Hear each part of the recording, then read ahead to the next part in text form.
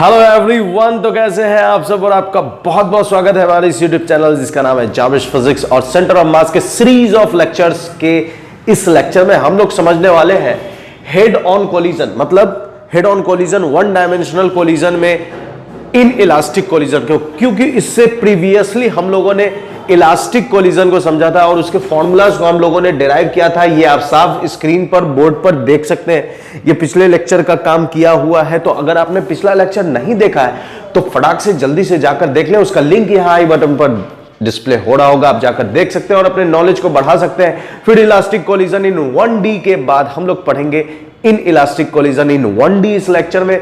उसके बाद oblique collision, मतलब इलास्टिक कोलिजन इन 2D, ठीक है। फिर उसके बाद in elastic collision in 2D, फिर उसके बाद कोफिशिएंट ऑफ रेस्टिट्यूशन। तो ये सब चलता रहेगा भाई, जल्दी से तुम जाकर वो देख लो, फिर इस पर आओ। उसके बाद मैं तब तक इस बोर्ड को खाली करता हूं और इन इलास्टिक कोलिजन के बारे में लिखता हूं। वो ज्यादा वक्त नहीं लगेगा, इतू सा है, छोटू सा है। आइए देखते हैं। आइए आइए आइए आइए स्टार्ट करें। आइए, कुछ नाम करें, कुछ काम करें। आइए, in elastic collision, in elastic collision, बिना वक्त जाए किए हेड ऑन कोलिजन टॉपिक है हमारा। In elastic collision, in elastic collision, जिसे हम लोग ये किसमें है, head on collision, head on collision 1D head on collision 1, जिसे हम लोग ये कहते हैं 1D, ठीक है। Head on collision 1D, head on collision 1D। चलिए अब देखिए, head on collision in elastic collision, head on collision 1D। इसमें क्या क्या चीजें थी, इसमें क्या क्या पॉइंट था। तो इसमें लीनियर मोमेंटम इज कंजर्व्ड, तो लिख दो भाई, लीनियर मोमेंटम इज कंजर्व्ड। दूसरा क्या है, kinetic energy is not conserved. So और फिगर भी बनाना है कि बिफोर कोलिजन और आफ्टर कोलिजन क्या है। तो देखिए, M1 U1 M2 U2 टिचिक, M1 टिचिक M2, M1 टिचिक V1, M2 टिचिक V2। Yes, ये है बिफोर, ये है ड्यूरिंग, ये सब पढ़ा पढ़ाया है। ये है आफ्टर कोलिजन, सब में कोलिजन लगा हुआ, ठीक है। चलिए देखते हैं क्या क्या कंजर्व होता है भाई।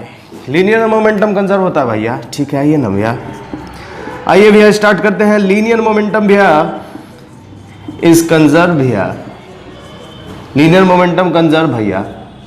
मतलब इसका ये है भैया कि इनिशियल मोमेंटम भैया बराबर फाइनल मोमेंटम भैया।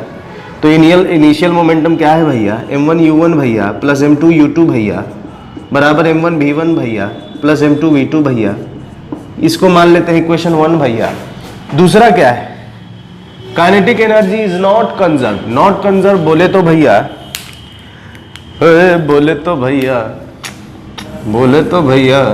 देखिए, kinetic energy is not conserve, इसका मतलब kinetic energy is not conserve means kinetic energy is not conserved.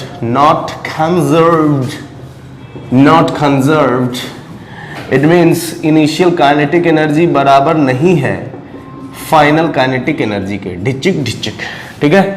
तो इसका मतलब कि कुछ ना कुछ तो लॉस हुआ है, मतलब देयर इज लॉस। और इसका मतलब नॉट कंजर्व, और इसका डेफिनेशन क्या पढ़ा था हम लोगों ने कि loss of kinetic energy, there is loss of kinetic energy. जब लॉस है इसका मतलब इनिशियल काइनेटिक एनर्जी ज्यादा है और फाइनल काइनेटिक एनर्जी कम है। तो लॉस ऑफ काइनेटिक एनर्जी निकाल लेते हैं इसमें। लॉस ऑफ काइनेटिक एनर्जी क्या है, लॉस ऑफ काइनेटिक एनर्जी है इनिशियल में से फाइनल को घटा देने का बाबा। इनिशियल में से फाइनल को घटा दीजिए, आ जाएगा यही। इसमें और पेपा करने की जरूरत नहीं है, ठीक है। एनर्जी क्या होगा, इनिशियल में से फाइनल घटा देंगे, तो लॉस इन काइनेटिक एनर्जी मिल जाएगा। अब हम लोग बात करते हैं जो हमारा नेक्स्ट मुद्दा है, जिसका नाम है perfectly in elastic collision. Perfectly in elastic collision, perfectly in elastic collision. इसमें क्या है, तो इसमें भी इसका भी कैरेक्टरिस्टिक्स क्या होता है, तो ये सेम है, सेम परफेक्टली इन इलास्टिक है, तो इसमें भी क्या होगा, लीनियर मोमेंटम कंजर्व होगा, linear momentum is conserved,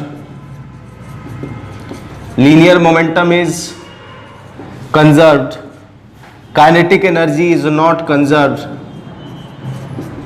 kinetic energy is not conserve, kinetic energy conserve नहीं होगा। होता क्या है इसमें, तो object get stick to each other, object get stick to each other,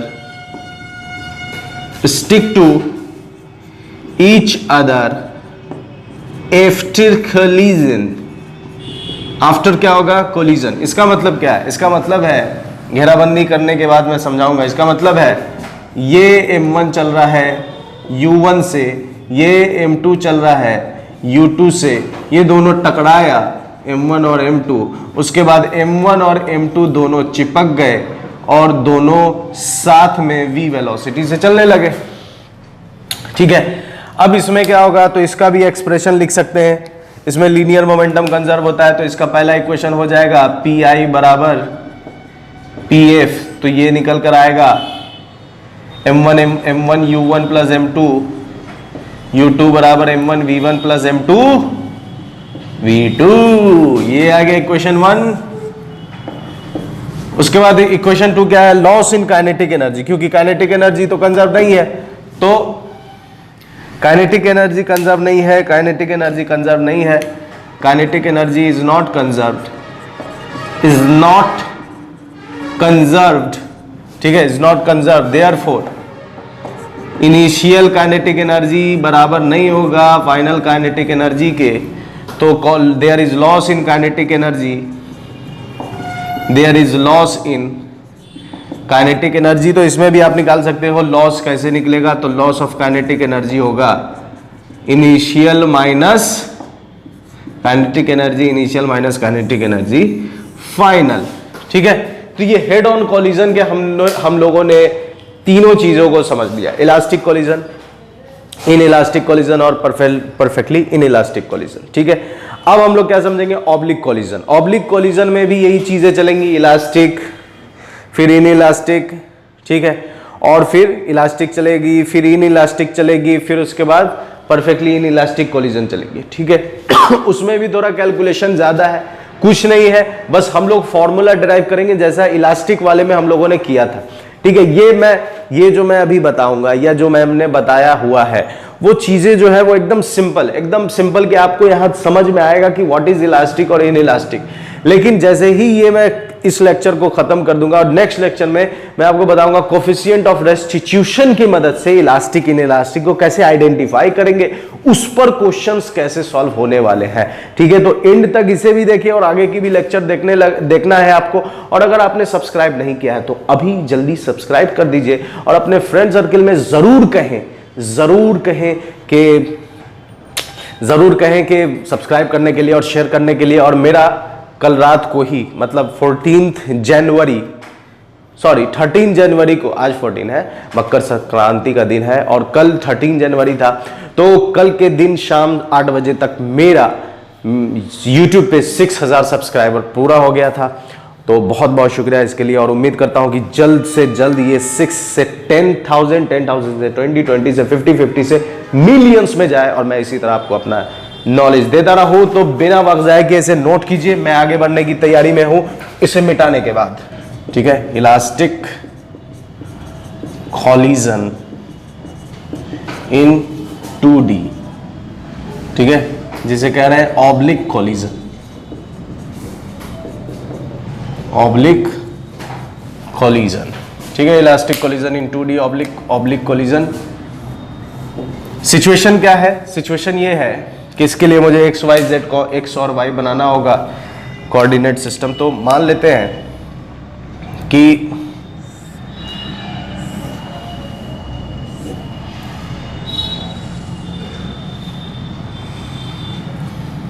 ठीक है, मान लेते हैं कि यहां पर ओरिजिन पर एक बॉल रखी हुई है।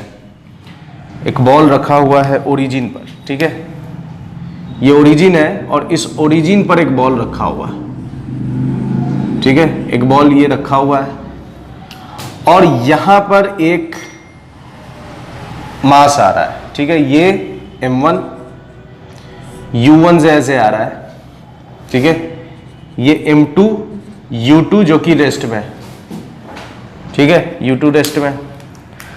अब हुआ ये कि आया और टकराया, ठीक है, आया और टकराया। इस u2 को मैं पीछे लिख देता हूं ताकि उसे आगे दिखाने में आसानी हो। ये u2 is equal to 0, u2 rest में आया और टकराया, टकराने के बाद m2 इधर भागा, m2 इस तरफ भागता है, ठीक है, m2 इस तरफ भागा u2 से, सॉरी v2 से, इस तरफ भागा v2 से, और m1 इस तरफ भागा, m1 इस तरफ भागा v1 से, ठीक है। तो ये सिचुएशन है और ये x axis, x axis, x dash, y, y dash, ठीक है, x x dash, y y dash. अब देखें x x dash, y y dash है, कोई दिक्कत नहीं है। तो पढ़ रहे हैं क्या, इलास्टिक कोलिजन। तो बिफोर कोलिजन, टकराने से पहले, ठीक है, बिफोर कोलिजन, सिचुएशन समझे, बिफोर कोलिजन, बिफोर कोलिजन,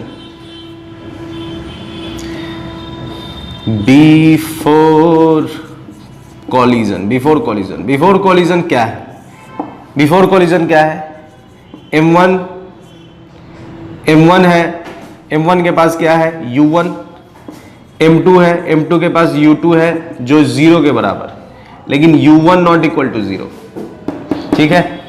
उसके बाद ये दोनों तो initially moving along x axis, moving along x axis, दोनों एक्स एक्सिस की तरफ मूव कर रहा है।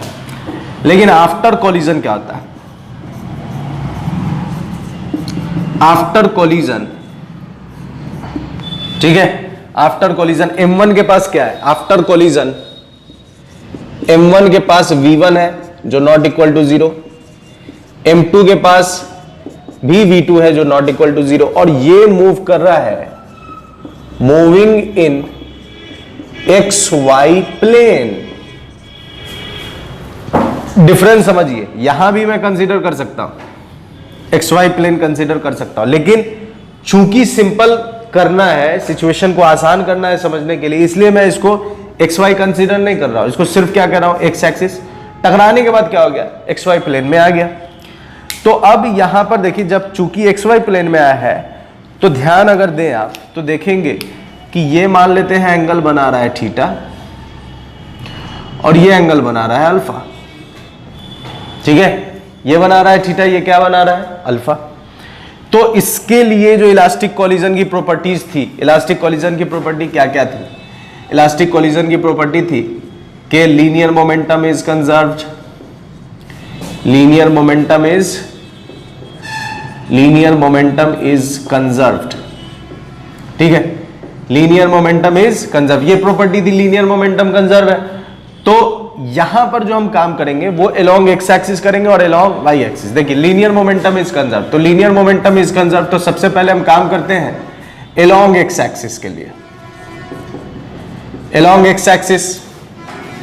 तो अलोंग एक्स एक्सिस देखिए m1 u1 plus m2 u2 is equal to, अब देखिए इसका आपने वेक्टर में पढ़ा होगा, कि इसको रिजॉल्व करते हैं, ठीक है। मैं एक बार चेक कर लूं कि वीडियो ऑन तो है ना, हाँ वीडियो ऑन है। कई दफा ऐसा होता है कि मैं पढ़ाता रह जाता हूं वीडियो, क्योंकि अकेले रिकॉर्ड करने में यही परेशानी है, ठीक है। m1 u1 plus m2 u2, ठीक है, ठीक है।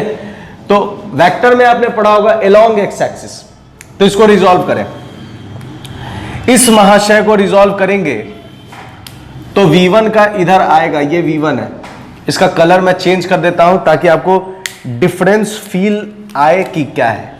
ये V2 है, V2 black, V1 red. V2 क्या है, V2 का इधर कौन सा कंपोनेंट आएगा, तो जिधर एंगल रहता है उधर थीटा, उधर कॉस आता है, तो इधर आएगा V2 कॉस अल्फा, ठीक है। और उधर इस तरफ V1 का क्या आएगा, तो इधर V1 का आएगा V1 cos theta, V1 cos theta. अब देखें इधर लिख देते हैं M1 U1, तो इसका आ जाएगा M1 V1 cos theta plus M2 V2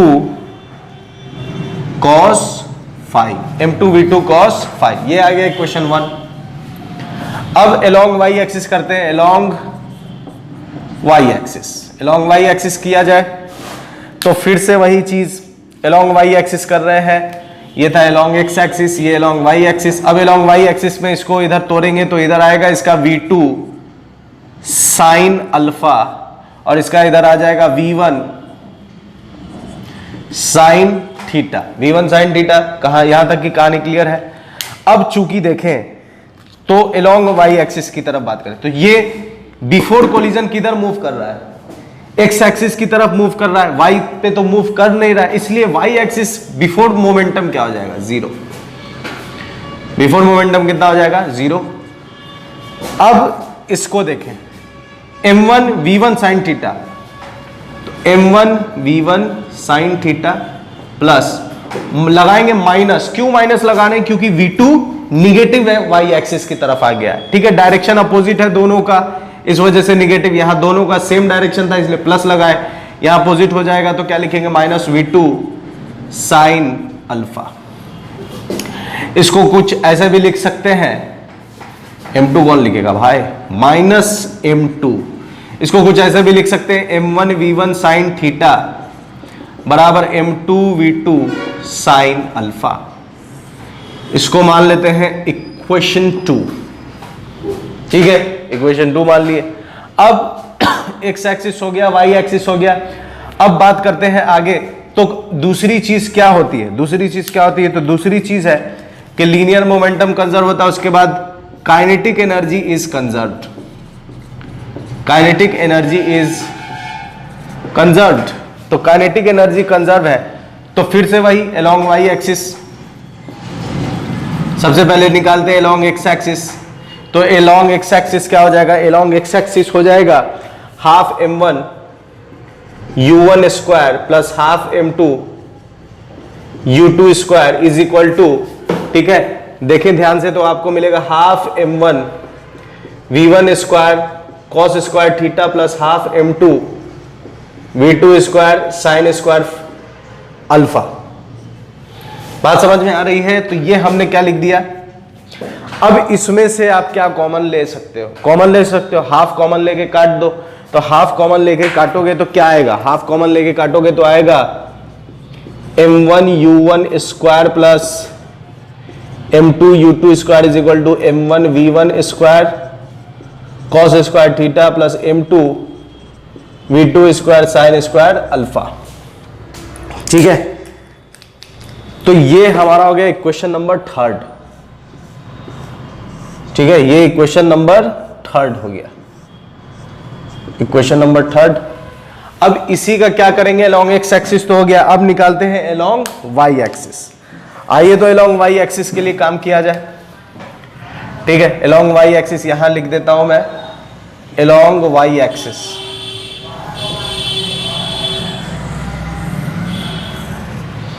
ठीक है, यहां से मिटाकर यहां along y axis, y axis तो वही बात, बिफोर कोलिजन तो एक्स एक्सिस है, वाई एक्सिस तो है नहीं, इस वजह से बिफोर कोलिजन क्या हो जाएगा, 0 is equal to half M1 V1 square sine square theta, ठीक है, प्लस माइनस कर देंगे चूंकि अपोजिट है, half M2 V2 square sine square alpha, ठीक है। और इसको पलट के इधर लिखें तो क्या लिखाएगा, ये इधर लिखाएगा हाफ M2 V2 स्क्वायर, इस चीज को इधर लिख रहे हैं sine square alpha is equal to half M1 v1 square sine square theta, तो हाफ से हाफ कैंसिल हो जाएगा, तो क्या बचेगा m2 v2 square sine square alpha is equal to m1 v1 square sine square theta. ये आ जाएगा इक्वेशन नंबर कितना, तो ये आ जाएगा इक्वेशन नंबर 4। ये आ गया इक्वेशन नंबर 4। तो ये 4 इक्वेशन है। अब देखें तो इसमें हम एक रिजल्ट प्रूफ कर सकते हैं, ठीक है। रिजल्ट क्या प्रूफ कर सकते हैं, तो रिजल्ट ये प्रूफ कर सकते हैं कि इलास्टिक कोलिजन में जब भी टकराने के बाद जो सेपरेट होगा, ठीक है, इस तरह के कोलिजन में जब भी इस तरह के कोलिजन में जब भी सेपरेट होगा तो दोनों के बीच में क्या आएगा 90 डिग्री आएगा। मतलब कि एक रिजल्ट, इंपॉर्टेंट रिजल्ट देखने को मिलता है कि थीटा प्लस अल्फा की वैल्यू कितनी आएगी 90 डिग्री। मतलब इलास्टिक कोलिजन में जब भी, इलास्टिक कोलिजन में ये जब भी ऐसे टकराने के बाद ऐसे वापस जो सेपरेट होगा तो ये हमेशा कितना बनाएगा इलास्टिक कोलिजन में 90 डिग्री। इलास्टिक कोलिजन में वो भी कब, जब एक ऑब्जेक्ट किसमें हो, रेस्ट में। बात समझ में आ रही, एक ऑब्जेक्ट किसमें हो, टारगेट बॉडी किसमें हो, रेस्ट में हो, तो ये जब भी सेपरेट होगा तो ये 90 डिग्री बनाएगा। इस रिजल्ट को आप प्रूफ कर सकते हैं, हालांकि उसके प्रूफ की कोई जरूरत नहीं है, ठीक है। वैसे अगर आप करना चाहें तो घर पे कर सकते हैं। ये जो इक्वेशंस है इस इक्वेशन को लेना है, और अगर आपको वाकई में इसको समझना है कि ये कैसे आया तो आप कमेंट बॉक्स में टाइप करें, मैं इस पर वीडियो बना दूंगा। ज्यादा नहीं, 5 से 6 मिनट की वीडियो होगी बस इसके प्रूफ का कि ये 90 कैसे हुआ, ठीक है। अगर आपको जरूरत सीखने की इच्छा है तो, नहीं तो कोई बात नहीं है, इतना पर भी हम लोग स्किप कर सकते हैं। तो ये हमने समझ लिया in elastic collision in 1D, sorry elastic collision in 2D oblique collision. अब इसमें इसको आप फटाक से स्क्रीनशॉट ले लीजिए, इसमें कोई मैं बदलाव नहीं करूंगा, बस हेडिंग चेंज करूंगा, बाद बाकी रिजल्ट वही का वही रहेगा। अब अगर हम बात करें तो इसके नाम में हम कुछ करेक्शन कर देते हैं, ठीक है। नाम में जो करेक्शन कर रहा हूं, अब अगर मैं लिखूं तो क्या लिखता हूं, in elastic collision. In elastic collision in 2D, situation वही है, बिफोर कोलिजन भी वही है, आफ्टर कोलिजन भी वही है, लीनियर मोमेंटम कंजर्व होगा, तो यहां तक की कहानी सेम होगी, ये कहानी सेम नहीं होगी, इसलिए मैं लीनियर मोमेंटम कंजर्व को मिटा देता हूं। Linear momentum conserve, sorry kinetic energy conserve नहीं होता है, इसलिए इसे इरेज कर दीजिए, इसे भी इरेज कर दीजिए। ये रेस्टिट्यूशन को, ठीक है, कोफिशिएंट ऑफ रेस्टिट्यूशन क्या है, और इससे चीजें आसान हो जाएंगी, ठीक है। इसका पूरा चार्ट आपके स्क्रीन पर है और मैंने बोर्ड पर बनाया हुआ है ताकि आपको हर एक चीजें क्रिस्टल क्लियर हो जाए, जो अब तक आपने लेक्चर 1, लेक्चर 2, मतलब कोलिजन के लेक्चर 1 और पार्ट 1 और पार्ट 2 में जो भी चीजें आपने पढ़ी हैं वो सब यहां क्लियर होने वाली है, ठीक है। सबसे पहले हम लोगों ने जो अब तक पढ़ा वो क्या क्या पढ़ा, E बराबर V2 minus V1 upon U1 minus U2। ये एक्सप्रेशन आया कहां से, ये हमने पार्ट 1 पार्ट 2 में हम लोगों ने इंट्रोड्यूस किया था कि E बराबर V2 minus V1 upon U1 minus U2। ये वहां हम लोगों ने इंट्रोड्यूस किया था कि ये आया कैसे, ठीक है। उसके बाद हम लोगों ने फॉर्मूला निकाला इलास्टिक कोलिजन का, V1 बराबर ये, उसके बाद हम लोगों ने V2 का निकाला और फिर इसके स्पेशल केसेस पढ़े। उसके बाद हम लोगों ने इन इलास्टिक कोलिजन पढ़ा। इन इलास्टिक कोलिजन में हमने इसका मोमेंटम कंजर्व होता है और काइनेटिक एनर्जी कंजर्व नहीं होती, इस वजह से क्या निकालेंगे, loss in kinetic energy, loss in kinetic energy. तो ये चीजें हम लोगों ने अब तक पढ़ ली, अब तक हम लोगों ने सब लेक्चर में पढ़कर इस मुद्दे तक पहुंचे, ठीक है। अब बात हम इससे आगे अगर करें तो कोफिशिएंट ऑफ रेस्टिट्यूशन क्या होता है, जिसका सिंबल क्या है, E बराबर क्या होगा, V2 माइनस V1, जैसा वहां लिखा हुआ है V2 minus V1 upon U1 minus U2। तो V2 माइनस V1 को क्या लिखते हैं, वेलोसिटी ऑफ सेपरेशन, क्योंकि V2 जैसा कि यहां सीन भी मैंने बनाया है कि कोलिजन, ये M2 है, ये U2 है, ये M1 है, ये U1 है, और U2 U1 और फॉर कोलिजन, मतलब कि कोलिजन टकराने के लिए U2 का बड़ा होना जरूरी है U1 से, तभी तो वो जाकर ऐसे टकराएगा, ठीक है। ये ऐसे है और ये ऐसे जाकर टकराया, ठीक है। तो U2 बड़ा होना चाहिए U1 से, तभी कोलिजन होगा। अब जब ये टकराएगा तो डिफॉर्म हुआ, जैसे ही ये मान लीजिए ये दो बॉल ऐसे आपस में टकराए तो ये इनका शेप थोड़ा चेंज हुआ, ठीक है। शेप क्या हुआ, इनका पूरा चेंज हो गया, शेप इनका चेंज हो गया तो ये डिफॉर्म कर गए।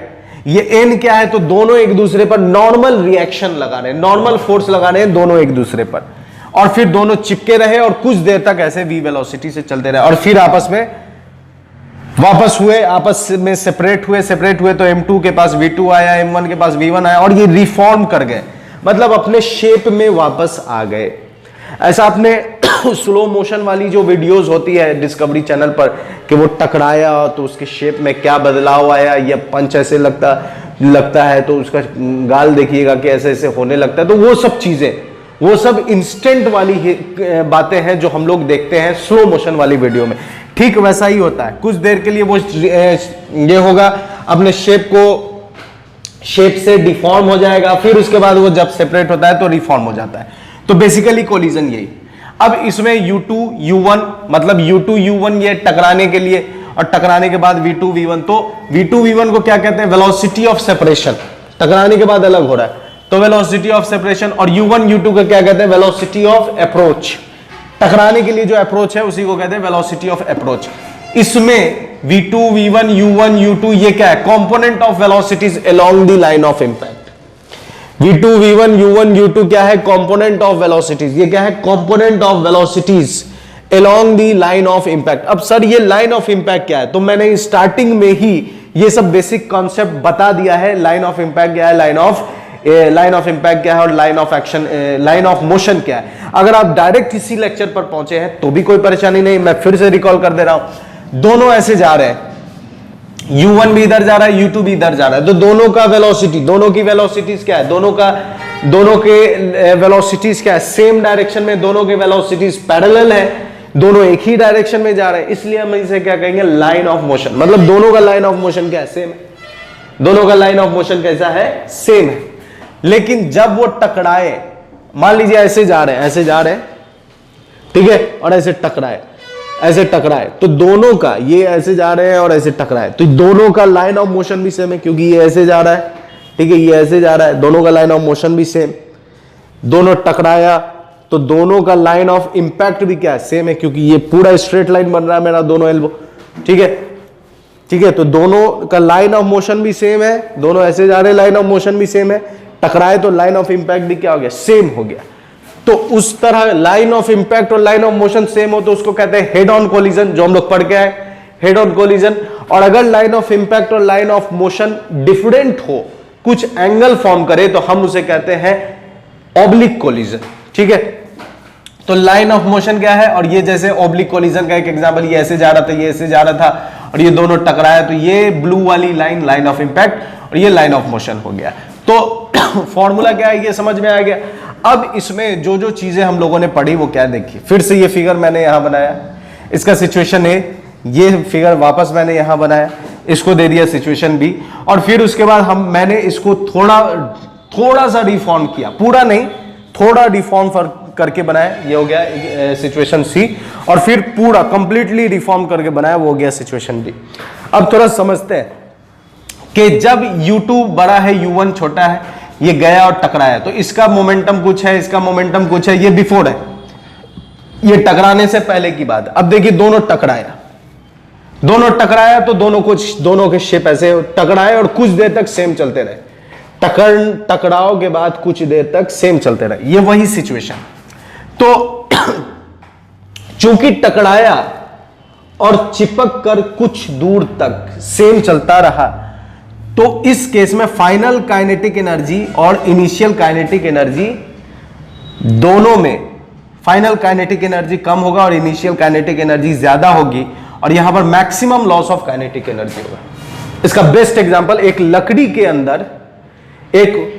के अंदर बुलेट चलाइए आप, वो गोली जाएगी, टकराएगी और लकड़ी लेकर सीधे चली जाएगी, तो उस केस में दोनों तो चिपक गए, दोनों का शेप डिफॉर्म हो गया, तो maximum loss of kinetic energy है और फाइनल काइनेटिक एनर्जी कम है, इनिशियल काइनेटिक एनर्जी ज्यादा है, ठीक है, काइनेटिक एनर्जी ज्यादा है और फाइनल काइनेटिक एनर्जी कम है और इनिशियल काइनेटिक एनर्जी ज्यादा है। ये एन क्या है, तो एन मैंने बताया आपको, ये नॉर्मल फोर्स, ये एन क्या है, नॉर्मल फोर्स, दोनों वी वेलोसिटी से जा रहे हैं। तो इस तरह के कोलिजन को क्या कहेंगे, परफेक्टली इनइलास्टिक कोलिजन। इस तरह के कोलिजन को क्या कहेंगे, परफेक्टली इनइलास्टिक कोलिजन, ठीक है, परफेक्टली इनइलास्टिक कोलिजन कहेंगे। इस केस में आप देखिए, अगर इसी में रह जाए तो E क्या कहलाएगा, 0। अगर इसी में, मतलब कोफिशिएंट ऑफ रेस्टिट्यूशन क्या कहलाएगा, E बराबर क्या हो कहलाएगा, 0। अगर इसी सिचुएशन में रह जाए, जैसे वो बुलेट को मैंने लकड़ी पर चलाया है और लकड़ी और बुलेट एक साथ इस पेनिट्रेट होकर एक साथ ऐसे जाने लगी, तो क्या कहलाएगा, वो कहलाएगा कि वो अगर इसी में रह गए, अगर इसी में रह जाए तो वो क्या कहलाएगा, E इज इक्वल टू कितना हो गया उसका, 0 हो गया। तो ये सिचुएशन, अगर मान लीजिए टकराया और टकराने के बाद अलग हुआ, ठीक है, टकराने के बाद अलग हुआ, टकराने के बाद अलग हुआ तो हल्का रिफॉर्म हुआ है, कंप्लीटली नहीं, थोड़ा सा डिफॉर्मेशन है, अभी भी डिफॉर्मेशन, तो इस केस में भी फाइनल काइनेटिक एनर्जी कम है और इनिशियल काइनेटिक एनर्जी ज्यादा है। चूंकि हल्का रिफॉर्म हुआ है इसलिए इसको कहेंगे परफेक्ट, पार्शियली इनइलास्टिक। क्या कहेंगे, ऊपर वाले में क्या था, परफेक्टली इनइलास्टिक, इसमें क्या, पार्शियली इनइलास्टिक। क्या कहेंगे, partially inelastic collision, partially inelastic collision है, पार्शियली इनइलास्टिक कोलिजन। इसमें देखिए अगर थोड़ा रिफॉर्म हो, थोड़ा सा प्यार हुआ है, थोड़ा है बाकी, वही चीज है, थोड़ा सा रिफॉर्म हुआ है, थोड़ा है बाकी। तो अगर थोड़ा रिफॉर्म हो और अगर इसमें आ जाए, मतलब थोड़ा रिफॉर्म हुआ और ये सिचुएशन में आ जाए, तो E का वैल्यू 0 से बड़ा और 1 से कम, मतलब 1/2 हो सकता है, 1/3, 1 कुछ भी हो सकता है मतलब 0 से बड़ा हो और 1 से छोटा हो, ठीक है, 0 से बड़ा हो और 1 से क्या हो, छोटा हो, इसको क्या कहेंगे, पार्शियली इनइलास्टिक। अगर कंप्लीटली पूरा शेप में आ गया, ओ भाई साहब पूरा शेप में आ गया, पूरे शेप में आ गया, तो इसको क्या कहेंगे, perfectly elastic collision, perfectly elastic collision, perfectly elastic collision. इसका काइनेटिक एनर्जी और फाइनल इनिशियल काइनेटिक एनर्जी और फाइनल काइनेटिक एनर्जी दोनों इक्वल होगा। पूरा रिफॉर्म होकर अगर इसमें आ जाए तो परफेक्टली इलास्टिक कोलिजन है। E की वैल्यू क्या होगी, 1। E की वैल्यू क्या होगी, 1। E क्या है, E क्या है, कोफिशिएंट ऑफ रेस्टिट्यूशन। E क्या है, कोफिशिएंट ऑफ रेस्टिट्यूशन। अब इसके कुछ कंडीशंस पढ़ लेते हैं। कंडीशंस क्या है, no external force is acting, कहीं पर भी कोई एक्सटर्नल फोर्स नहीं लग रहा है, इसलिए लीनियर मोमेंटम, ये एल है, इसको 1 नहीं समझिएगा, therefore linear momentum is conserved in all the cases. कोई एक्सटर्नल फोर्स नहीं लग रहा है इसलिए लीनियर मोमेंटम कंजर्व है। Total energy is conserve in all the cases, total energy भी कंजर्व है, लेकिन काइनेटिक एनर्जी इज कंजर्व सिर्फ इसमें और सिर्फ इसमें काइनेटिक एनर्जी कंजर्व है, सिर्फ इसमें और इसमें काइनेटिक एनर्जी कंजर्व है, बस और किसी में कंजर्व नहीं है। तो यहां तक की कहानी उम्मीद करते हैं एकदम ड्रिल करके दिमाग में घुस गई होगी और फटाक से इसको नोट कर लो, पॉज कर लो, स्क्रीनशॉट ले लो और स्टोरी जरूर लगाना, ठीक है। तो फिर मैं आगे आपको फॉर्मूला बताता हूं, जो फॉर्मूला हमने यहां डिराइव किया था, कुछ इसी तरह का फॉर्मूला सिंपल वे में, आइए देखते हैं। चलिए तो अब हम लोग फॉर्मूला डिराइव कर लेते हैं ई के बेसिस पर, ठीक है। हेड ऑन कोलिजन बात कर रहे हैं, head on collision means elastic collision, ठीक है। इलास्टिक कोलिजन है M2 U2 M1 U1 टकराया, M2 V2 M1 V1, ठीक है। फॉर्मूला क्या है हमारे पास, E बराबर V2 minus V1 upon U1 minus U2, cross multiply कर दीजिए, E U1 माइनस U2 बराबर V2 माइनस V1। तो V1 अगर निकाले तो V1 बराबर क्या हो जाएगा, ठीक है, या V2 अगर निकालते हैं, V2 अगर निकालेंगे तो क्या हो जाएगा, V2 तो V1 plus E U1 minus E U2, ठीक है, ये आ गया। अब देखिए इलास्टिक कोलिजन में होता क्या, मोमेंटम कंजर्व होता है, तो PI बराबर PF, मोमेंटम कंजर्व, तो क्या लिखेंगे, M1 U1 प्लस M2, ठीक है, M2 U2 बराबर M1 V1 plus M2 V2। तो ये तो इसको तो सीधे PI ही कर देते हैं, इनिशियल मोमेंटम PI कर देते हैं, ठीक है, m1 v1 की जगह v1 रहने देते हैं, v2 की जगह क्या लिखेंगे, तो m2 v2 की जगह लिखेंगे v1 plus eu1 minus eu2। ठीक है, अब क्या कर सकते हैं, देखिए अब क्या कर सकते हैं, हमें क्या निकालना है, v1 निकालना है, हमें क्या निकालना है, v1 निकालना है। ठीक है, तो v1 अगर निकालेंगे तो क्या हो जाएगा, v1 इसमें से, इसको पहले ऐसे लिख देते हैं, pi बराबर m1 v1 और ये हो गया m2 v1। ठीक है, ये आ गया m2 प्लस m2e। ठीक है, या m2e दोनों में से कॉमन कर लेते हैं, डायरेक्ट m2e कॉमन कर लेते हैं और ब्रैकेट में लिखते हैं u1 माइनस u2। अब इसमें से v1 कॉमन करके उधर भेज दीजिए, तो pi माइनस ये इधर आ जाएगा, तो minus m2e u1 minus u2। ठीक है, अपॉन में आ जाएगा m1 प्लस m2।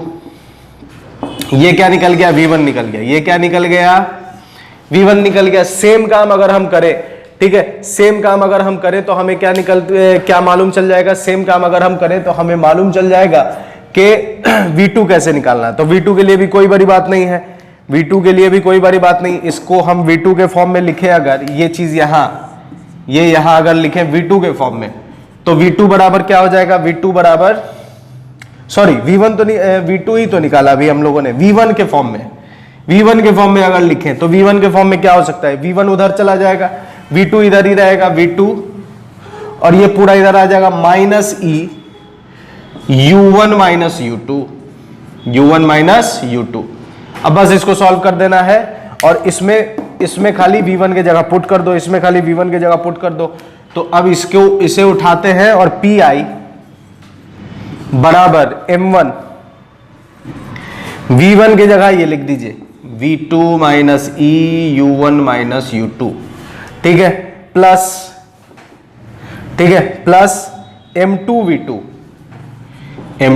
v2 हमने किसे उठाया है, सॉरी हमने उठाया है इसे, सॉरी इसे उठाया है, इसे, नहीं तो आप कंफ्यूज हो जाओगे। m1 u1 m2 u2 initial momentum, m1 की जगह m1, v1 की जगह ये वैल्यूज और m2 v2 10 का 10 लिख दिए। अब इसको सॉल्व कर, इसमें से क्या कॉमन कर सकते हो आप, ठीक है, pi बराबर मल्टीप्लाई कर दो m1 v2, ठीक है, m1 v2 minus m1 e u1 minus u2 और प्लस m2 v2। अब इसको लिख देना है, v2 कॉमन लेके लिख देना है, तो v2 को रखिए एक तरफ, v2 को एक तरफ रखिए, तो बराबर में आएगा pi।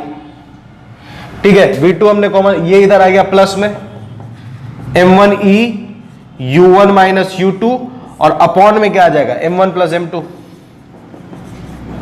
ठीक है, बात समझ में आ रही है। तो ये हमने वही फॉर्मूला निकाला है, अगर आप इसको सॉल्व करोगे तो ये वही निकल कर आएगा जो v1 v2 हमने e के फॉर्मेट में डिराइव किया, यहां यही v1 v2 यहां है जो हमने पहले डिराइव किया था।